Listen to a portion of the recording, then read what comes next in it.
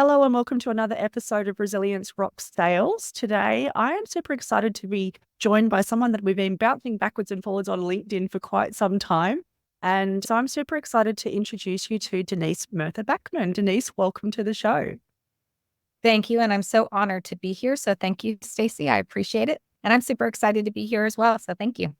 Yeah, this is going to be fun. This is going to be fun. We're having a quick chat beforehand and talking about just being curious and seeing where things go and being our quirky, crazy selves. So I guess that's with that, anything is possible in this chat today. And that is an awesome place to start. And with that, I'd love if you could share just a bit about your story, Denise, just to give our listeners a little bit of an idea of what brought you to be where you are today, being such a leading voice in the sales space. Awesome. Thank you. Well, so I have been in sales for over 30 years. I started out my very first job. Okay, so I graduated from college with a music and a fashion merchandising degree. So my first real job out of college was working at Bath and Body Works. If anyone knows what Bath and Body Works is, right? So I did that first, but my real first sales job was a real sales job. That was when you had to go door to door. Now that it was businesses. So I went from office building to office building. And I sold long distance back in the day when people were looking for, the cheapest telecom service that they could get. That was me. And if you have never experienced door-to-door sales, you can never say that you truly have been in sales. I'm just kidding. It's not. I mean, everyone has been in sales, I'm sure, but we do it every day, even if you don't think you're a sales professional. But that is where I learned how to take rejection. That's also where I learned how to just be bold and, just go in and do it, right? Because you couldn't hide behind the phone. It wasn't like a friendly face at a residential home. It was business to business where you had gatekeepers and you had to get creative. So anyway, that's where I started out. And then I eventually moved into software. I spent, probably 25 years in software sales, with the latter half of that being in AI, machine learning, and automation. So that's where I really, where this love or enthusiasm for AI was fostered. And then I ventured out on my own. I went to my husband and I said, "Hey, can I quit my job and start my own business?" And he's like, okay. What does that really mean? I'm like, I don't know yet. Stay tuned. We'll find out. And so I started my own company and here I am today. So that's about as exciting as it gets. So there's my history. Oh my gosh, that's awesome. And there's so many things in there that are cool, like about the door to door. And that's been something that has come up with a few of our previous guests, has been interesting. And it's interesting because back in my early career, I was one of the gatekeepers. And so I was the gatekeeper. So my first job out of school, I was working front desk for an engineering company, and it was we used to all the people coming door to door, mostly sales reps, and so I had to be the gatekeeper on that one. And but you're the people that I hated. Well, hate's a strong word, but you're the people that it was always a struggle to get past. No, you wouldn't. I was a good one. Because it's interesting because it was like I knew that I had to protect the time of the people. So it was good because I guess I was kind of doing a little bit of selling back to them to go, okay, so you pitch me why I need to open this case for you, but also too it was where I worked, the purchasing manager, he had days where he was like, I'm happy to see anyone that walks in on these days. And so, yeah, it was good fun. I really enjoyed having those conversations with all the reps back in the day, and to the point where some of them would actually just call up and it's just funny thinking back on it because they would call up and I'm like, oh, so would you like to speak to Ken? And they're like, no, I'm just trying to talk to you today. I'm like, that's cool. But that's the fun part of it, isn't it? And also going to be cool to explore too, because you've mentioned AI and machine learning, and obviously that is the hot topic. I think everybody has got a feeling, an opinion on AI. So I'd love, considering you're in that space, you've been in that space for a while, I'd love to hear your take, your perspective on AI and machine learning and the role that it has in sales today. Yeah, so unfortunately, I don't necessarily love the role that it plays in some instances today within sales. I love AI. So my differentiator between myself and other sales reps was that I actually understood the products I was selling and the business problems we were trying to solve. So most buyers don't like salespeople, if we're being really honest, right? And so the difference when I understood the product and the business problems, I could actually have those second, third level conversations with those buyers without needing a software engineer, right? So because of that, I really understood the product, which really fostered, as I mentioned earlier, this love or enthusiasm for AI. I love AI when it's used for good, right? So when I first quit corporate world, what I really wanted to do, I launched Success with AI, which is still my company, but I went out and attempted to educate, the word educate, which not everyone loves, right? I tried to educate everyone on the value and the benefits of leveraging AI, especially in sales, but the negative implications if we don't actually continue to retain that human element within the sales process, right? What I realized in evangelism, when you don't have a whole lot of thought, a whole lot of followers, you're not an influencer, you're not a thought leader, evangelism doesn't pay a whole heck of a lot of money, right? So, because no one really wants to be educated. And the reality is no one wants to be educated, right? So I had to take a different approach and I extracted and created this program. But where I think that AI should be leveraged in really 4 key areas in the sales process. And I think they should be leveraged so that you can gain efficiencies. But what I see a problem with most sales organizations is that they will adopt a million different solutions because they're going in and they say, okay, I need this accomplished. I need to look for this solution. Or I need this accomplished and I need to look for that solution. So there's a million different products and the sales reps don't really know which product to use, or if they do find one that they like, they're not really enabled or really shown how to leverage it effectively. So the second problem I see is that when they attempt to leverage, they'll, for example, will use an email workflow solution, which there are a billion out there now, and more launching every day. But you start the workflow and the attempt is, it takes 18 to 20 times or 15 to 20 times for a touch point, or 15 to 20 touch points before you can engage prospective client, right? So in order to get to that point, you have to continuously foster that lead nurturing process. Great if you can leverage a software to do that for you that has technology in there, but then they'll start that workflow and they'll just let it run. Mm-hmm. They won't engage with it again. So there's no human element in that.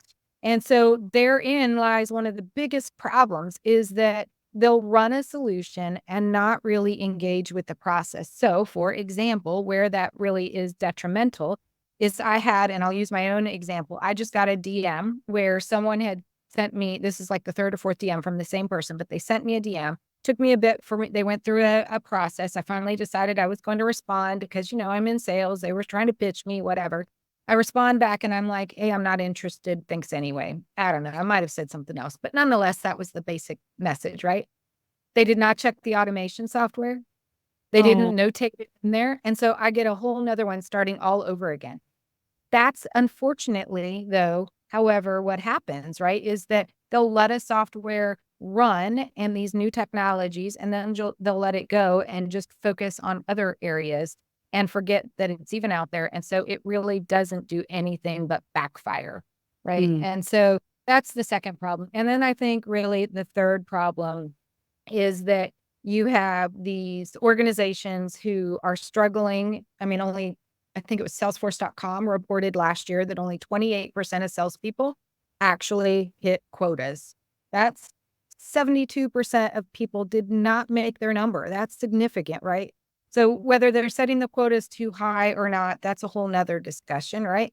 But the reality is they put these numbers in place and then they bring in these solutions. So they want you to run the solution and then they want you to do some of the same work that they brought the solution in to do. So you're doing double duty so you can do extra and more instead of really shifting the focus on the higher value activity and how to effectively manage the process.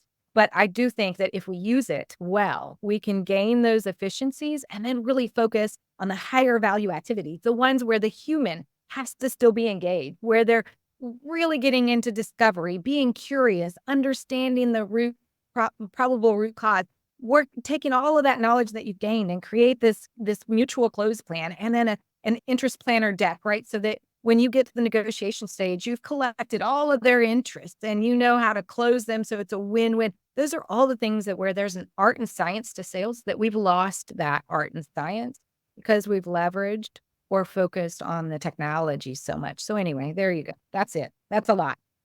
Oh, that's awesome. And I think, look, we've all been on the receiving end of bad automation, haven't we? And I remember one that I got too. It was someone that was, again, it was an email one, and they're just like, oh, yeah, it was about appointment setting or something like that. But it just started out as a, just just a mutual getting to know you. And I was, after the third one, I was like, okay, I'm kind of curious. I sort of set up the calendar booking, and then the person had put this whole thing about, showing up and doing all this sort of stuff. And then, so I jumped on the call, and then 10 minutes after the start time, it was like still waiting for the host. And then next thing you know, the host pops in and then dumps the call. And I was like, oh, okay. So then I emailed and said, oh, hey, so this happened, never got a response. And so I was like, all right. But then again, similar to what you had, a week later, the whole sequence started again. And it's happened like 3 times. And the irony is this person is selling AI lead gen. And I'm like, I actually had drafted, I hadn't hit send. I was just like, but I just wanted you to just go, if this is an example of your AI lead gen tool in action, then you've done a really bad job of this. That's awesome. That is an awesome example of what not to do. It is. It's just terrible, isn't it? And then the other ones, I think I keep seeing people post the examples where clearly they've got some sort of automation in the LinkedIn DMs, and it says because you're in whatever industry, but you're not actually even in that industry. Like I heard a couple that says, oh, because you're in property management, this is these roofing repair services. I'm like, I have got no mention anywhere in any section of my profile about anything about property or anything like that. I'm just like, seriously, guys? But yeah, and I can't imagine like the people that actually are in some roles where they're going to get a lot of that. Like it just must be driving them mad. It's terrible. You see more and more LinkedIn posts where people are on a rant because the reality is what they're doing is they're creating this, in my opinion. So this is just Denise's opinion. But in my opinion, I feel like they're devaluing the role of the salesperson today. And it's no longer, and I don't know that it's ever been truly a noble profession, but it most certainly was thought of a bit more highly than I feel like it is today. And maybe when you're on LinkedIn, you only see the people who are ranting and raving, right? And maybe you don't see everything else, but I feel like we're putting salespeople in the position to be treated unfairly and looked upon negatively because of the ramifications of those who are out there trying to sell in a way that they shouldn't be selling, especially like you said, when you've got a LinkedIn automation or LinkedIn AI solution, and I mean, you're doing a poor job with it and you've got a solution out there to do it for you. Terrible, right? It is. It is.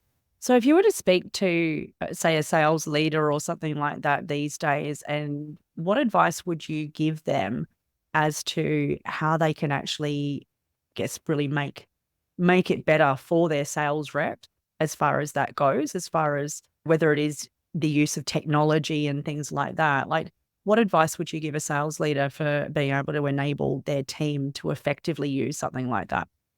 Yeah, well, first I would say that they really need to look at the number of tools that they have. It's not just AI is not just a solution that you should just get because it's the hype and everyone should be using it. You should really look within your processes and determine what tools you need to simplify. Get rid of all the excess and simplify. And I always say there are 4 key areas. One is in lead nurturing, the other is client nurturing, then forecasting, and in customer insight. I think those are the 4 key areas where you can leverage AI solutions. The rest should be nice to haves. You can leverage them if you get the actual process in place to manage those 4 key areas. And once you get those, then great. But until then, focus on those 4 areas and then really get a process in there, which includes enabling them so they actually know how to leverage the tool effectively. And then let the tools run, let them do their gig. You still, as the human, engage, oversee, step in when you need to do those things, but then shift your focus on really the things that we should be doing every day. And it's more than just building relationships now. It's really more about know, like, and trust with credibility. So establishing credibility with those clients. So they want to partner with you throughout the entirety of the process and you actually close the deal. I mean, I think if we spent more time in the areas where it's more important, which is not the technology side, then I think we'd see more people hitting their numbers. Now, obviously, the other question is whether quotas are set where they are. And I don't know about you, but I'm not experienced enough to have that conversation. But when you at least get the part that you can control, right, as a sales leader and as a sale individual contributor, focus on the areas where you know you can add value and you can guide and build these relationships such that you're going to close business. And I think we're just failing in that. So if I could recommend anything to any sales leader, it would be to summarize, make sure you know the product sets that you have, simplify them, enable and get a process in place, and then allow them to truly shift their focus where they need to. That's awesome. Awesome. And especially the simplification, because that's it. It's like, oh, as you said, there's so many bright, shiny objects now where it's like, Yeah. oh, this could be it. Oh, look, I'm guilty of it as well. I think we all are guilty of it, aren't we? Sure, yeah. But it is. It's like there is that, there's just something about novelty, isn't there? And it's like, but also sometimes thinking, oh, this could be the magic wand. But yeah, I love how you said just getting back to that simplicity and something else I like that you added in there to the know, like, and trust factor. You mentioned their credibility, and as far as credibility goes, like you've been recognized as a top voice and a top sales voice on LinkedIn. So how did that come about, and what do you feel that may have done for your credibility over time as well? Good question. Everyone asks me how I got a top voice designation, and I really have no idea. I mean, I get out there and I just put out content, right? If you were to, most people will tell you it's about consistency. I didn't have consistency all the time. There were moments where I was all in and I posted 3 to 5 times a week. And then there were weeks that I'd go without posting a thing, right? I did not have a specific time. I tried where I'd have like Thankful Thursdays and social or shout out Sundays. And I don't know, I had a bunch of different days to try to ensure that I had some consistency, and it just didn't work. But what I will say is my content was probably what resonated. And so even though that has evolved over time as well, right? In a short year and a half, I mean, it's gotten better. Some moments it's been really great, right? And I've just kind of gotten a rhythm. But I don't know that I have a true methodology as to how I actually achieved that designation. But I will say that people think that you're cooler sometimes if you have such a designation. I don't know that I'm any cooler. I'm the same person I was. I'm just having now more fun on LinkedIn because I've taken a total mindset shift. So before it used to be a love-hate relationship with LinkedIn, and now I actually just love it. I'm having a good time and I'm generating what I feel like is some of my best content. And it's because I've evolved over the year and a half, and I've learned how to write better. I've learned how to share more stories. And so it has really lended quite a bit of credibility, although I'm still the same person I was. I'm not really quite sure I have changed any as much as just the way people perceive me maybe has changed a bit. And I like that you mentioned there about sharing stories. And I think that's probably the biggest way that we can stand out really in a sea of AI generated content is personal stories are the things that just stand out so much these days. Yeah. And as far as that goes, do you have a process of creating your content, or are you more just spontaneous? Like what does that look like for you these days? Yeah, if you ask any LinkedIn coach, they tell you should plan out your content, you should have content buckets, you should, be consistent, do it all at the same time. I don't do any of that. So I kind of like you mentioned in your summary, or do you? And I totally do that. I am just at the just whatever happens that day, whatever I feel like posting, that's what I will post, which also means I do spend a little bit more time than most people would. But I've also moved away from, and this has been really hard for me. I am a traditional legacy salesperson who has always relied on outbound selling. And so while you've had inbound sales or inbound leads, right? The focus has traditionally been on outbounding. I have decided to shift away from outbounding because I don't think it's working effectively anymore. So now I have decided to focus all on inbounding. And so I'm all in on LinkedIn. So I'm probably spending more time than the average person, but I'm getting a return on my investment. So I'm enjoying it all at the same time. And once I changed my mindset, man, I've had a lot of fun and I've had amazing conversations and awesome opportunities. So, it's just been a mind shift change for me, but I just go with the flow. Whatever happens that day, that's what I'll generate. The only thing I will say is I have regular lives I do, which, that's content as well. And then I've started a newsletter. So I do those on Monday night. Otherwise, anything else is just a fly by the seat of my pants kind of thing. So it's probably not the answer you wanted to hear because most people like process and planning and yeah, that's not me. No, I love it because I know there's people on LinkedIn that we follow that are just like they're trying to be all sciencey and breaking down the algorithm and how many hashtags do you put and how much time do you need to be on LinkedIn before you post and what do you need to engage with? And it takes the fun out of it. And I like the spontaneity as well. I'm similar to you. I just log in when I feel like logging in. But I think that one of the big ones is that I see that you're great at is engaging with other people's content as well. And I think that the best opportunities are often in the comments. And I've connected with so many amazing people over the years from the comment section of other people's posts. It's great. I know. And that's where I think I have the most fun. Putting up a post is okay. It's fun and I enjoy doing that. But it's when you get in the comments and you have the conversations, whether it's my post or someone else's, it's having the conversation that is so much more fun. And by the way, people want to connect with me more so because of the comments than they probably do for the content, if I'm being honest. I've definitely found similar and doing that. But also, I don't know about you, but I know sometimes when I'm in the comments and I'm writing out a response to something, then that actually then turns into something that I'll post later. I love LinkedIn and I definitely spend a lot more time there than anywhere else. It's not included in my social media screen time limit that I have each. Now I'm going to turn it. I know that your podcast, but I want to ask you, how do you generate then your content? You said you do it randomly like I do, spontaneity, right? But when you create your post, is there a methodology that you put together a post for when you are thinking about, here's what I'm going to post. I need it to include this and this and this, and then you post, or how long does it take you to generate something like that? It's random, pretty much. I like to say I'm consistently ad hoc. I love that.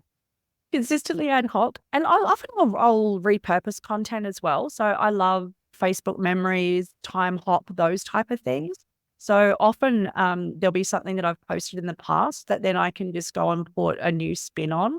So I think that's one thing that I think people underestimate is the power of actually repurposing stuff. One thing I did do last year is I did a persuasive writing program, mentorship for 3 months just to learn, again, like I've got lots of stories, but then how do I actually turn them into something that is relevant and engaging for somebody else? Because I think that's one of these things with content is we need to always be considering the so what factor. That's always my question when I'm just like, well, so what? There's that, and there's just also there's the question of, again, what's the intention? What do you want somebody to do as a result of that post? And sometimes it could just be, look, I just want someone to feel inspired or motivated. Yep. Sometimes it could or be laugh, that, right? Or laugh. Yeah. Humor is great, and being a speaker and having spoken on stage and sold from stage, humor is one of those really great elements there too, because as soon as someone has laughed, then they're open, and that is just super helpful. So like you, I don't have an answer, so I can't tell anyone, well, this is how you do it. I just do it as it comes, and often I'm a big meditator. So sometimes I'll have an idea come to me in a meditation and I'll just pop it in. I often email myself, and sometimes it'll be I'll get like just a thought, and then sometimes I'll just park it. For most of the time, I think it's if I don't have anything I have to do immediately, then I'll just try and flesh it out straight away while the idea is hot. I may not post it immediately, but I usually just email myself with content ideas, and sometimes I do an entire one. Sometimes it's happened at 3:00 in the morning when I've gotten up to go to the bathroom and I've had an idea and I've sat on my phone before I've gotten back into bed and I've written an entire post. But That's awesome. but also for me, the podcast has been the best place for content.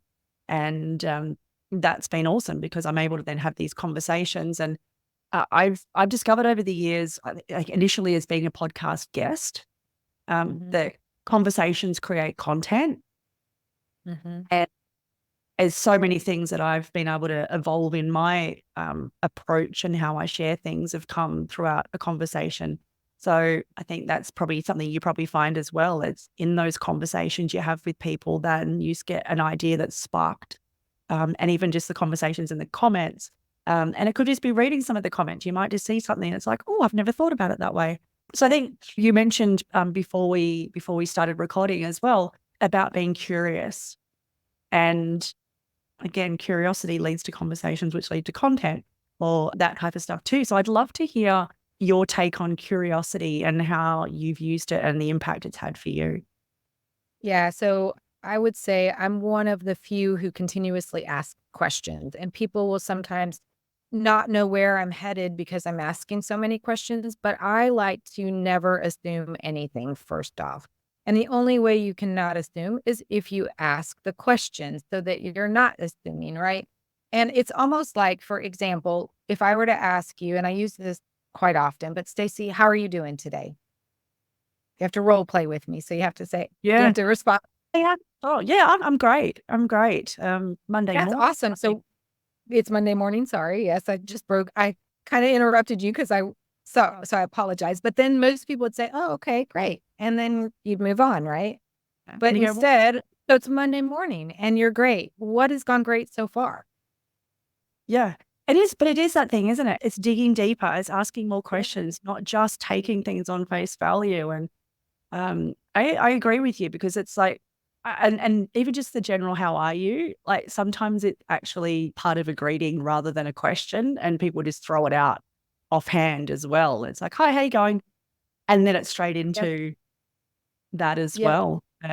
But that's the simplest example because that's the one that we encounter all the time. And the problem with that is most people don't ask the second and third line questions. And when you talk to a buyer, for the most part, when you ask them a first or second line question, they're going to give you a surface response. They're going to give you just a simple one. But very seldom is that the true probable root cause for the problem that they're trying to solve, right? And most of the time, they don't want to share that with you right away. In fact, some of the times they don't even know exactly yet until you start to have those deeper conversations. And I always say, ask questions until you can't ask any more questions, which also means that the second part of being curious is you have to actively listen. And many people tend to already have the second and the third and the fourth questions in their mind. So they're not truly actively listening.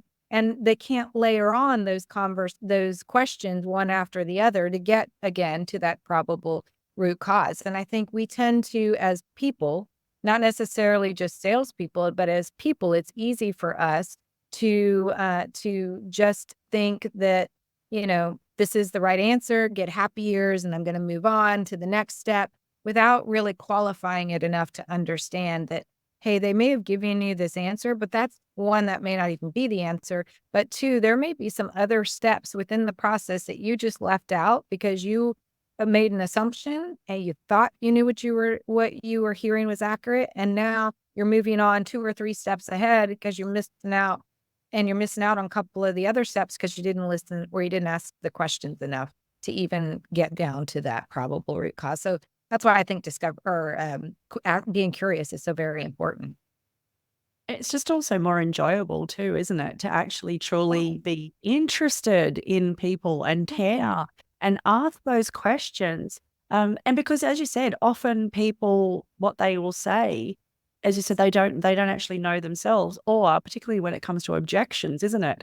Is it someone's just thrown something out because it's like they're uncomfortable or they don't really know and they just want it out. And so when you can actually dig that little bit deeper, I know I know that I used to be somebody, again, I think we all started out with the whole process of having it in your head what you're going to ask next. And I guess, and also obviously a lot of sales reps, they've been taught a process, so they've got a script. And, a script's only good if the people give you the response that you need in order to take the next step in the script as well, isn't it? Exactly. Exactly. So that's why I always say there are 3 components when you're doing discovery or even in a sales process. It is being curious, actively listening, and then being audible ready. So when they throw out something that that you haven't really practiced or you haven't studied for, or you don't know the answer, you can be audible ready enough that you can either dig deep and give them an answer that truly is the right answer, or you can ask enough questions to get them further along to understand a bit more before you give them an answer, or you can get back and let them know, hey, I'll get back to you, I've got to go and do my homework, and I'll get back to you with that response. But being audible ready so you can shift wherever you need to shift throughout the conversation, because they don't always happen like a script. Should you have that script in place, they don't always end up working like this does, right? It's usually very different. I've not heard the phrase audible ready before. So can you dig a little bit deeper into that? Because I'm curious as far as what does that mean? I know you've given it like a little bit of an example, but I'd love to know more about what being audible ready means and how is that something you can prepare for? Yeah, so first off, that is not my term, so I cannot coin or claim that it was something that I coined myself. But I worked with a company, and that was one of the things that they taught you as part of the sales process was to be audible ready, which means that you are educated and knowledgeable enough in whatever you're selling. You also understand your own process, whether that's, driven by the company that you work for or your own process that you've established. So you understand the process, and then you know enough about the client or the buyer or the company that you're engaging with, such that when you are listening, again, it takes active listening, you're being curious and you're listening to their responses, then you know how to adapt according to those responses. So being audible ready is being able to provide them an answer that is maybe off instead of on script, but off script, and one that enables you to constantly respond to the client as you need to. But that also means you have to be on your toes, right? You have to, again, have all that back knowledge. You have to understand the process. You have to understand the product and the solution. You have to understand where you want to take them, where you've been already up to this point. And you have to be actively listening. So as they're asking questions or they're engaging, you know how to take the conversation so that it's not on script, but rather off script. That's being audible ready. Wow. And that's a lot. So that sounds like something that does take a lot of practice. It does. Well, I say salespeople inherently, I think you always come across really good salespeople, but there's an art and a science to selling. And many people don't truly understand, or I would say many is maybe harsh, but a lot of people don't really understand that there is a true art and science, and they may get the art of it because they've just been doing it long enough. But if you take the art and the science and combine that, you then have this ability to manage almost any sales conversation. And it may not go perfect. You may not have all the answers, but you can manage any sales conversation if you truly understand the art and the science, which means you have to do a little bit of homework, right? You have to educate yourself. You have to continuously enable yourself. And I don't know that everyone is. And in fact, I didn't always do that. I mean, in my younger years, I just did whatever the company told me to do when I worked in the corporate world. I didn't try to improve my own skills and or my own knowledge. Whatever they gave me, that's what I managed to. But then as you age and you mature and you realize that there's more to life and you got to do a little bit better, you got to make some more money, you've got kids, you got all these bills to pay, then you decide, well, maybe I might actually like to study a bit more and understand. And so then you start to develop a little bit of that science background, and then you merge the two together, and wow, it becomes miraculous.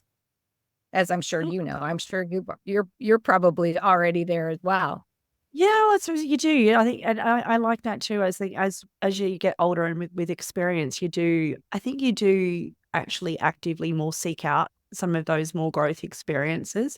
But I think, as you've said, a lot of people will, and as you did yourself, that you just did what you were told, essentially. I guess the other thing there is too, is that you could be in a company where there's 5, 10, 20, 30, 100 reps that are all being told exactly the same thing. And you're all being sent out to do the same thing. And then, and that's still, it's competitive as well. So to me, it just makes sense to seek out those things so you can actually differentiate yourself from the other people that have just been given the exact same training that you have. Yes, agreed. And I wish we did more of that. And I think now I don't know if it's because of the digital age. I don't know if it's because of the pandemic. It's almost like we've lost this ability or this desire to want to continue to improve. I wouldn't say everyone. I'm sure you and I are not necessarily abnormal. I think there are quite a few of us, but there are quite a few that they take things for what they're worth. And that's about it, right? They don't do a lot of upskilling or enablement or understanding a bit more of what's out there or what they can do better because we're so busy and if we're not caught up with activities, we're on our phones all the time. And so it's easy to fall into this pattern where you're just doing what you're told to do or what the script may be. And maybe it's not an actual script, but you get what I mean, right? And instead of taking the time to actually seek out more information. Yeah, the growth mindset is just so powerful as far as that goes too. But I agree with you. I think that over time people have become more comfortable. And also too, I think it's part of the consumerism and stuff like that as well, isn't it? It's like, oh, I can have an Amazon package in 2 hours. I can have Uber Eats in 10 minutes. I can do all of this. It's just this whole, there's an immediacy to it. So and it's easy. So I think that sometimes that sort of flows into other areas of life as well, where it's just like, and sometimes if you don't get an instant result, then you're just like, meh, that doesn't work. Whereas if we're coming back to, we look at it from a resilience perspective, resilience is about seeking out growth and learning and equipping yourself and being proactive, but also then being able to deal with, as you said, like you have those times where, you get rejected. Obviously people are going to get more no's than yeses. And if they have had that training and then they go out and they try it and it doesn't work. So in your experience and with the people that you've worked with, what role do you feel that resilience has played, particularly for the people that have been the standout performers in a sales environment? That they have not succumbed to the norm, which means that they're in the 1 or 2% of people who truly are wanting to continuously get better. They want to make a difference in the world. They want to make a difference in their own lives. And the only way that they can do that is to continue to enable themselves to get better, to have that growth mindset.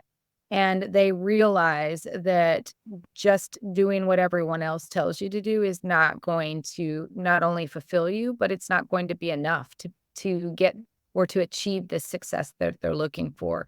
So I think it's really just about being brave and bold enough to stand out from the crowd, do what you know to be right, and to continuously upskill yourself and ensure that you're bringing all the people around you with you.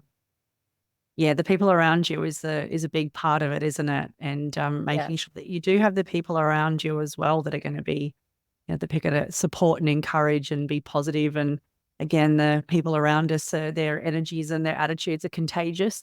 So, and also, I guess, being self-aware enough to know that ours are contagious to other people as well is so important. So I love that you've shared that, and particularly bringing in that element of the people around us, because it's so important. And my gosh, I just looked at the time and I'm like, wow, this is just, our time together has flown today. And FYI, it's gotten dark here and I didn't realize that it was, I don't usually do sessions like conversations this late, and it's gotten dark. So I had to put on my phone light, and I'm hoping it's okay. But yes, it looks fabulous. It is. And thank you for joining me on a Sunday evening for you as well. But again, that's the kind of things that people that are growth orientated will do. Some people will go, Sunday night, I'm not going to go and get in front of a camera and have a conversation with somebody on the other side of the world. So again, it's doing those things that most people wouldn't. And that's been super appreciated. And I've just loved the conversation. I think there's been so much value here. I really love the talk about, particularly around curiosity, going beyond the training that's given. I love that you shared, your perspectives and experiences and views on AI and technology and the role that it plays in the sales process. There's been lots and lots of value there. I think our listeners are in for an absolute treat when they get into this, whether they are listening to it or watching it on YouTube. And there's just one more question before we wrap up. So Resilience Rocks has a little bit of a musical twist as well. And music is an awesome way to change your state, to build your resilience, to get you fired up, to calm you down, to do all those things.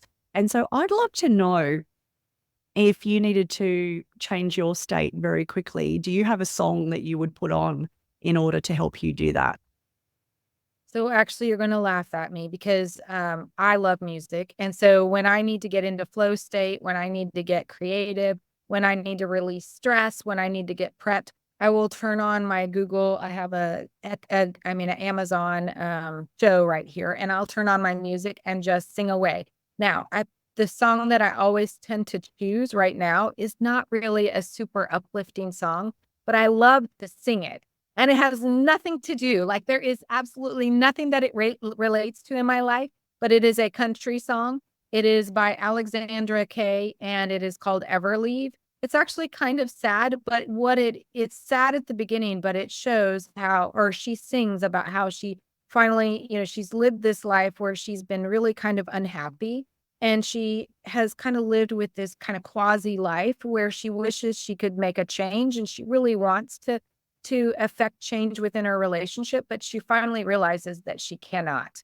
And so she has to break free, and she has to do something that no one expects her to do. And she then leaves him, right? It's all this whole process about, I thought I'd never leave, and now I'm leaving, right? And so it's kind of, it's not even super upbeat, but I love to sing it. And so that is the song that right now I will turn on and sing to when I need to pump myself up, even though it's not a super pump song. It's just an amazing song. So if you don't know it, go find it. Alexandra Kay, Everleave. And I'm giving her a free little pitch. She's a cute little singer. I don't even think there's even a karaoke version to it. So it's not been out long enough, but I love that song. So go check it out. Oh, that's amazing. And I love that you mentioned, singing along to it, because even before this interview, I actually put one of my singing playlists on, and I have a bit of a sing because there's something about really fully embodying and embracing the music. And I noticed that you mentioned that at your college, you've actually studied music. And so it's really cool. But there's a playlist on Spotify called Resilience Rock.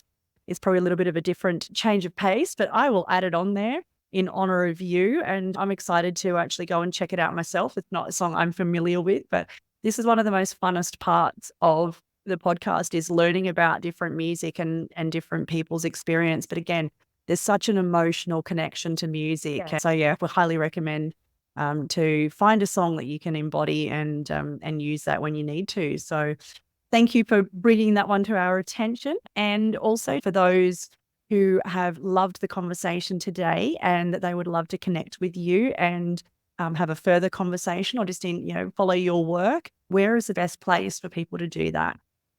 I am all in on LinkedIn, so I am there all the time. I have lives. I think I do 5 lives a week right now. So you can Whoa. oh, it's insane. So you can find me on LinkedIn under Denise Murtha Bachmann. So, the normal linkedin.com/in/Denise Murtha Bachmann. I'm always there somewhere or another. And I produce content most every day. Like I did not today because I was enjoying time with my family, but I will again tomorrow. And then I will usually I do Monday through Friday, and then every now and then on the weekend. So I'm always there. You can DM me, you can comment on my post, or you can just engage in conversation on content in which I'm commenting on. It may not even be my original post, but like you mentioned, I'm always out there having the conversation. So you can find me there for sure. Well, I would definitely add a link below wherever people are listening or watching this interview. And yeah, highly recommend, if you enjoyed this, to reach out and connect with Denise. Great contact, amazing person. And I'm super grateful that we've had the opportunity to get together properly today, and that we've been able to then do that so we can share it with others. And that's amazing. So again, thank you so much. And to you that is listening, thank you again for joining us today on Resilience Rock Sales. And until we meet again, be your best. Thanks for joining us again this week on Resilience Rock Sales. Don't just listen though, take action. The best sales professionals are always learning. Head over to resiliencerocks.com now to go backstage and get the resources mentioned today to help rock your sales goals.